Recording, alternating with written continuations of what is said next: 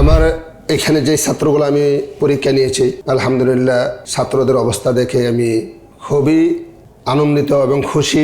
তো ওস্তাদরা সবাই সন্তুষ্ট। আমি কিছু ওস্তাদের সাথে পরীক্ষা শেষে কথা বললাম আলহামদুলিল্লাহ। তো ওস্তাদরা সবাই আমাদের এই মাদ্রাসার পরিচালকের প্রতি সন্তুষ্ট আলহামদুলিল্লাহ। মানে হাদিয়ার দিক দিয়ে বলেন বা ওনাদের সাথে আচরণের দিক দিয়ে আমি অনেকক্ষণ আলোচনা করলাম এই বিষয়গুলো নিয়ে। তো ওস্তাদরা পরিচালকের প্রতি সন্তুষ্ট পরিপূর্ণ আলহামদুলিল্লাহ। শ্রদ্ধা করে পীরের মতো মানে সেখানে পড়ালেখার মান তো কীভাবে কেমন হবে এটা তো আপনারা সবাই জানেন। যেখানে স্টাফ পরিচালককে সম্মান করে, পরিচালকও স্টাফের উপরে সন্তুষ্ট, পুরা স্টাফও পরিচালকের উপরে সন্তুষ্ট, সেখানে রহমত বরকত 12 মাস 12 মাস এখানে নাজিল হয়। আপনি শুনে আশ্চর্য হতভম্ব হয়ে যাবেন। আমার প্রধান শিক্ষক, ওর যতবার আমি বেতন বাড়াতে যাই ততবার আমার যুদ্ধ করা লাগে ওর সাথে। ওরা আমাকে বলছে যে শিক্ষকটা খুব ভালো, আর সেও একটা মেসেজ লেখছে। যে কী লেখছে আপনাকে বলি মেসেজটা, যে আপনাকে মনে হয় আপনি আমার বাবা, তা আপনি দয়া করে আমার এই বিষয়টা দেখেন। আমি সাথে সাথে তার এই 3টা সমস্যার সমাধান করে দিছি। এর মায়ের চিকিৎসার ব্যবস্থা করেছি, তার স্ত্রীর চিকিৎসা ব্যবস্থা করেছি, তার চিকিৎসার ব্যবস্থা করেছি, আর তাকে বাসা দিছি সাথে সাথে।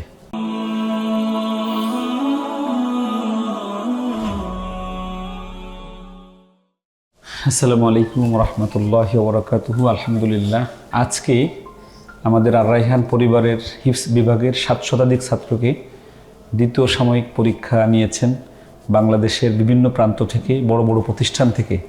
প্রতিষ্ঠান প্রধানদেরকে এনে আমরা মূল্যায়ন করেছি, মূল্যায়ন করানোর চেষ্টা করেছি যে আমরা কেমন আছি, আমাদের শিক্ষকরা কেমন আছে, বা গার্ডিয়ানরা যেটা মনে করে যে আমরা ভালো পড়াচ্ছি সেটাকে আদৌ হচ্ছে কিনা, এই বিষয়টা বোঝার জন্য বিবাড়িয়ার সর্ববৃহৎ প্রতিষ্ঠান জামিয়া ইউনুসিয়ার হিফজ বিভাগের সম্মানিত প্রধান শিক্ষক হজরতুল আল্লাহ হজরত মাওলানা হাফেজ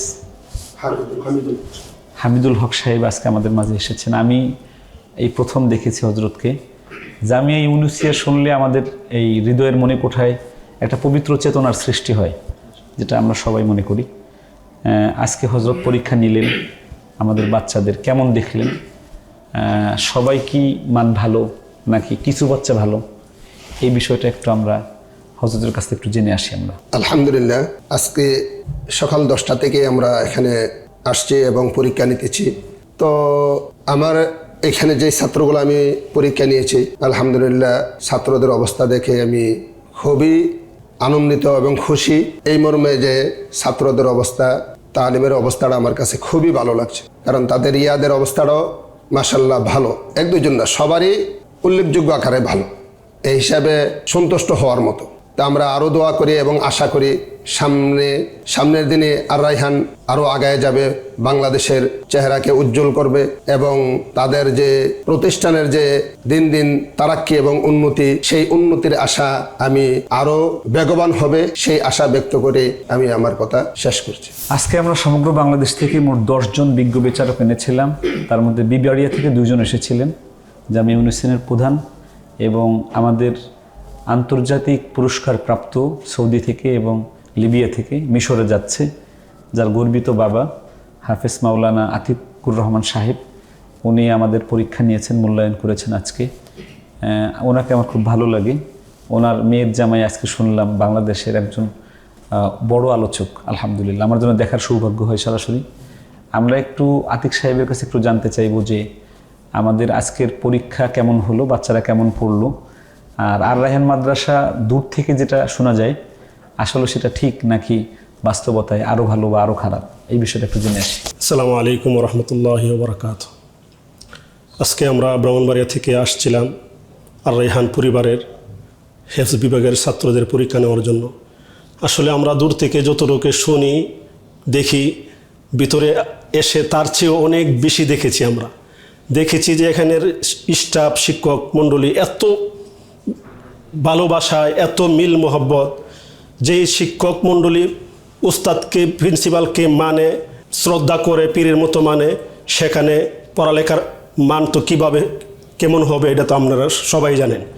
যেখানে স্টাফ পরিচালককে সম্মান করে, পরিচালকও স্টাফের উপরে সন্তুষ্ট, পুরা স্টাফও পরিচালকের উপরে সন্তুষ্ট, সেখানে রহমত বরকত 12 মাস 12 মাস এখানে নাজিল হয়, 24 ঘন্টায় নাজিল হয়।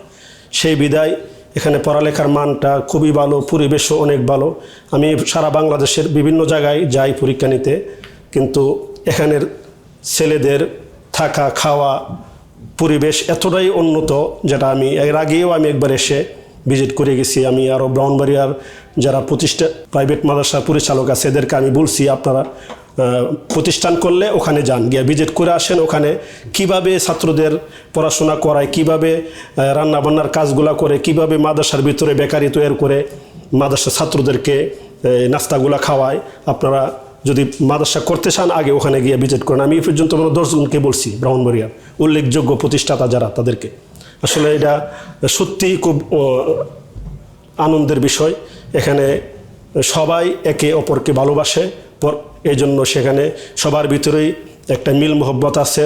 ছাত্রদের প্রতি মানে প্রাণ দিয়ে আপ্রাণ চেষ্টা করে তারা মেহনত করে, সেটার রেজাল্ট তো আপনারা সারা বাংলাদেশের মানুষ দেখতেছেন।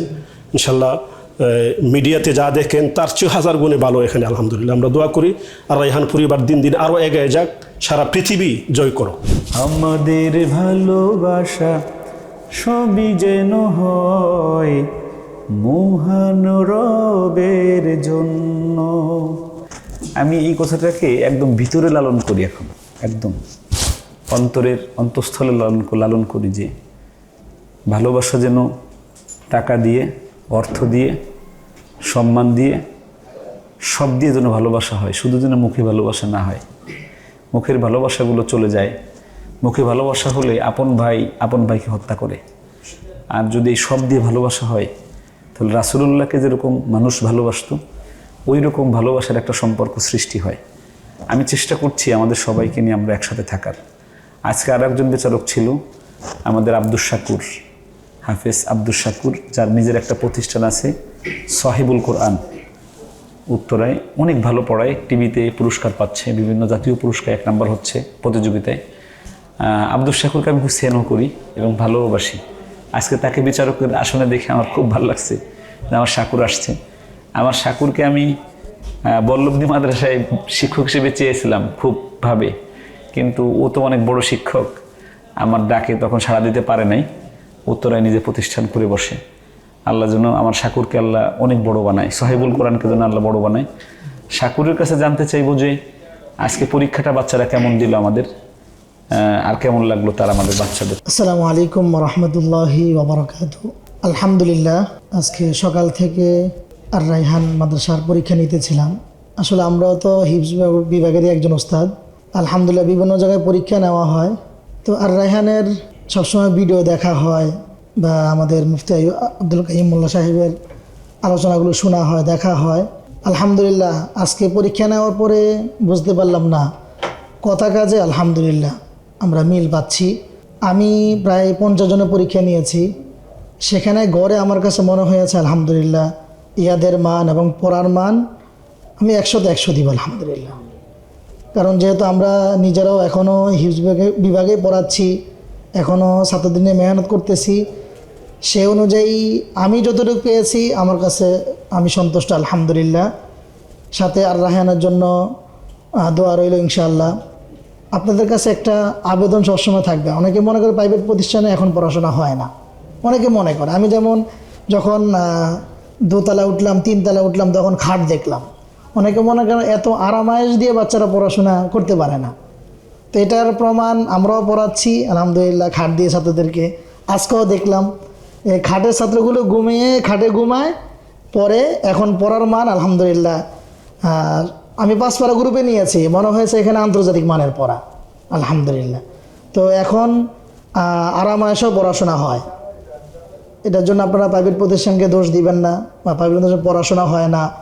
আমাদের এই প্রতিষ্ঠানগুলোতে শুধুমাত্র ঘুমের টাইম বাচ্চারা শুধু খাটে ঘুমাইতে আসে, অন্য কোনো টাইমে না। আপনি দেখবেন অন্য অন্য প্রতিষ্ঠান থেকে আমাদের এই প্রতিষ্ঠানগুলোতে, আর রায়হান বলেন আরও যে প্রতিষ্ঠানগুলো আছে, সেখানে অন্য অন্য প্রতিষ্ঠান থেকে আরও বেশি পড়া হয়, টাইমিং বেশি আলহামদুলিল্লাহ।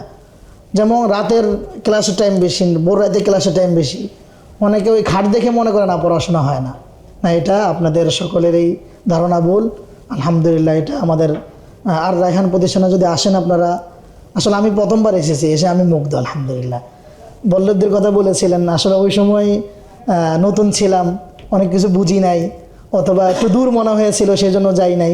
কিন্তু এখন মনে করি না, ওই সময় থাকতে পারলে আরও নিজের কাছে ভালো লাগতো। আর এই প্রতিষ্ঠানের জন্য দোয়া করি, আল্লাহ তাআলা যেন মৃত্যুর আগ পর্যন্ত আমাদের মুফতি আব্দুল কাইয়ুম মোল্লা সাহেবকে কবুল করেন, এবং এই প্রতিষ্ঠানকে উনি দুনিয়া থেকে চলে যাওয়ার পরও যেন এই প্রতিষ্ঠান কিয়ামত পর্যন্ত আল্লাহ তাআলা টিকে রাখেন, সে দোয়া রইল ইনশাআল্লাহ। সাথে আমি ওস্তাদদের যে মানে ওনার যে সম্মানগুলো দেখছি ওস্তাদের কাছে, তো ওস্তাদরা সবাই সন্তুষ্ট। আমি কিছু ওস্তাদের সাথে পরীক্ষা শেষে কথা বললাম, আলহামদুলিল্লাহ। তো ওস্তাদরা সবাই আমাদের এই মাদ্রাসার পরিচালকের প্রতি সন্তুষ্ট, আলহামদুলিল্লাহ। মানে হাদিয়ার দিক দিয়ে বলেন বা ওনাদের সাথে আচরণের দিক দিয়ে আমি অনেকক্ষণ আলোচনা করলাম এই বিষয়গুলো নিয়ে। তো ওস্তাদরা পরিচালকের প্রতি সন্তুষ্ট পরিপূর্ণ, আলহামদুলিল্লাহ।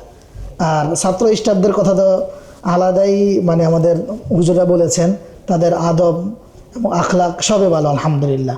তো উত্তরোত্তর এই প্রতিষ্ঠানের উন্নতি কামনা করি, এবং আলহামদুলিল্লাহ অলরেডি কিছু জাতীয় পুরস্কার টিভিতে অনেক পাচ্ছে, আলহামদুলিল্লাহ। আমরা আলহামদুলিল্লাহ, আমাদের আবু রায়হান তো আলহামদুলিল্লাহ কয়েক দেশে পেয়েছেন পুরস্কার। ইনশাল্লাহ আমরা অচিরেই আর রায়হানের কিছু ভালো রেজাল্ট বাইরের কান্ট্রিতে দেখতে পাবো ইনশাআল্লাহ। আল্লাহ তাআলা কবুল করুক, সে দোয়া রইল ইনশাআল্লাহ। আসসালামু আলাইকুম রহমতুল্লাহি ওয়া বারাকাতুহু। আলহামদুলিল্লাহ শেখ, মানে আমি শারীরিক শাসনমুক্ত, মানসিক ভয়মুক্ত এরকম একটা প্রতিষ্ঠানের স্বপ্ন দেখি, এবং এরকম 1000 প্রতিষ্ঠানের স্বপ্ন দেখি।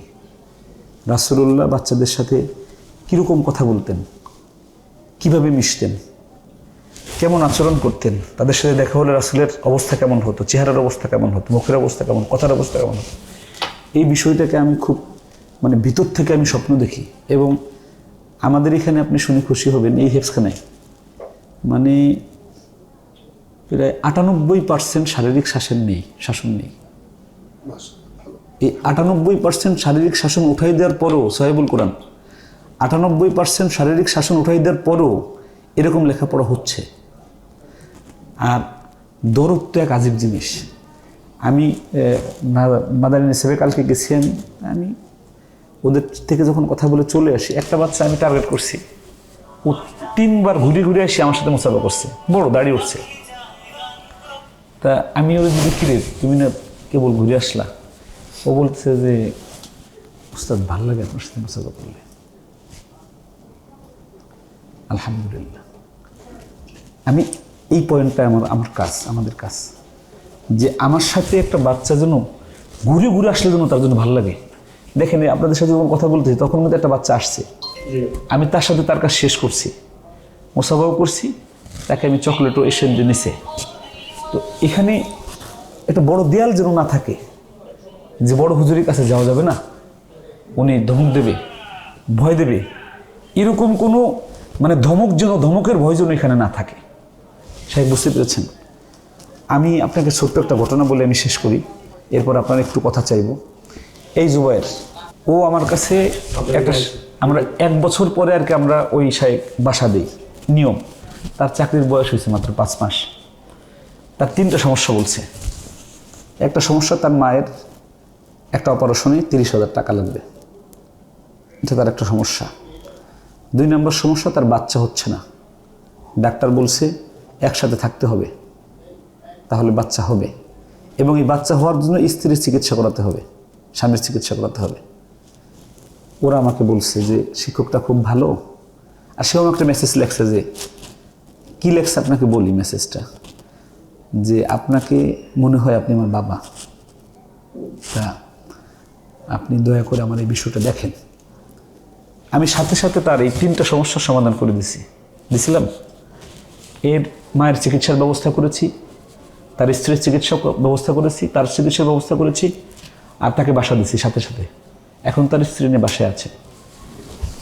এই যে আমি তাকে ওদের সুপারিশে, আমি কিন্তু ওদের সুপারিশে করলাম, এটা আল্লাহ দেখছে না, সে খুশি হয়েছে না? আপনি শুনে আশ্চর্য হতভম্ব হয়ে যাবেন। আমার প্রধান শিক্ষক, ওর যতবার আমি বেতন বাড়াতে যাই ততবার আমার যুদ্ধ করা লাগে ওর সাথে। ও বলে যে আমার লাগবে না, আমি বলি যে লাগবে। জিগেন কিরে, ঠিক না? ও বলে হুজুর আমার সহকারীদের বেতন কম, তাদের বেতন বাড়ান। আমার দরকার নাই হুজুর, আমার তো ভালো রাখছে আল্লাহ, আমি ভালো আছি, আমার বেতন 50 আর লাগবে না। তা এই শেষ আর কি যেটা বলতে চাচ্ছি, আমাদের মানে রমজানে বেতন বাড়ে 10%, তা সবার 10% বেতন বাড়ছে, কিছু 3-4জন শিক্ষক আবার দরখাস্ত যে আমাদের বেতনটা আরো একটু বাড়লে ভালো হয়। আমার প্রধান শিক্ষক যে ও তাদেরকে বলছে যে মাত্র বেতন বাড়লো 1 মাস হয়, তা আমার কাছে কেমন শরম লাগে হুজুরের কাছে যেতে, তা আপনারা 3 জনে 1 বছর আমার বেতন থেকে 500 টাকা করে নেবেন। 2 মাস আমার এই প্রধান শিক্ষক এই টাকা দিছে, আপনারা না জানেন আমরা না জানি। আমি মিটিংয়ে গেছি, তার বড় থাকবো আমি বলছি যে আপনারা ভালো, আর ওই এরা দাঁড়াইছে, এরা বলছে হুজুর শহীদ সাহেব যা করছে এটা তো আপনি শুনলে আশ্চর্য হয়ে যাবেন। কি হয়েছে বলছে এই ঘটনা। বলছি যে আমি ওর ধমক দিচ্ছি যে এই বেটা ফাজিল, আমি কি ফকির হয়ে গেছি? তোর 70,000 টাকার থেকে 60,000 টাকার থেকে তুই আবার 500 করে হারি বেতন দিবি, তুই কি হিনতে লভ্যাংশ খাস? ও কইছে হুজুর আমার আসলে খারাপ লাগে আপনার কাছে, আপনি এত টাকা বেতন দেন, এত খরচ করেন। এইরকম মানসিকতার প্রধান শিক্ষক আমার কাছে আছে। নিঃসন্দেহে ও কিন্তু আমার ছাত্র, এই যার কথা বললাম এত সময়, এ আমার হাতে গড়া একটা ছেলে, আমার ছাত্র। তো আপনার কাছে আমার জানতে ইচ্ছা করে শায়েখ, মানে যে ভালোবাসা, আমাদের ভালোবাসা তার জন্য হয় আল্লাহর জন্য। আমি চেষ্টা করছি, আপনার দোয়া চাই। আর এই যে 2-3টে ঘটনা বললাম, এই ঘটনার উপরে আপনার একটু ছোট্ট কথা চাই। আসলে বলতে গেলে এই সমস্ত জিনিস জয় করা, সব জিনিসে জয় করা সহজ, মানুষের মন জয় করতে পারলে। আর মানুষের মনটা জয় হয় সাধারণত আচরণের দ্বারাই। আল্লাহ রাসূল সাল্লাল্লাহু আলাইহি ওয়াসাল্লামের জন্য সাহাবায়ে কেরামের আদর্শ কী ছিলেন, কীভাবে হয়েছেন? আল্লাহ রাসূল সাল্লাল্লাহু আলাইহি সাল্লাম তো কাউকে ধমক দিয়ে কথা বলেন নাই। তো ওই দিক থেকে আমরা যদি বিবেচনা করি তাহলে আমরা আদর্শিকভাবে অনেকটাই পিছনে। আমরা যদি আমাদের সাহাবায়ে কেরামের নীতি, আমাদের আকাবেরদের নীতি, ওই নীতি ফলো করে যদি আমরা চলি এবং চালাই, তাহলে আশা করে দিন দিন আমাদের কাজের গতি যেমন বাড়বে, আমাদের আন্তরিকতাও তেমন বাড়বে। আর সবচেয়ে বড় সর্বোপরি যে জিনিসটা আপনি এখানে লালন করতেছেন, যে শারীরিক শাসনমুক্ত, মানসিক শাসনমুক্ত প্রতিষ্ঠান গড়া বা একটা পরিবেশ গড়া, এটা বর্তমানে এই জিনিসটা অনেকটাই ক্রাইসিস এবং দুর্লভ। আমাদের মধ্যে এই জিনিসটাই বেশি কাজ করে যে শাসন ছাড়া মনে হয় কোনো কিছু হবে না। তো এটা কিন্তু আসলে আদৌ এই জিনিসটা পরিপূর্ণ না। শাসন ছাড়াও, শাসন দিয়ে যা হয় শাসন ছাড়াও তা সম্ভব। তার জন্য ওই আন্তরিকতা লাগবে। তা আপনি যেইভাবে আগাইতেছেন, আশা করি দিন দিন আরও সফলতা আসবে।